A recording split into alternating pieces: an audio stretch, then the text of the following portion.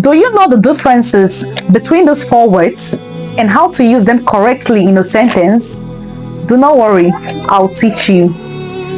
Accept and expect, accept and aspect are four different words with different meanings. Accept is used to exclude or take out something. For example, I like all fruits except bananas. Expect means to anticipate something or to look forward to something. For example, I expect him to arrive by noon. Accept means to agree, to consent, to receive something. For example, he accepts the job offer. Aspect is a part or feature of something. For example, the financial aspect of those projects is critical.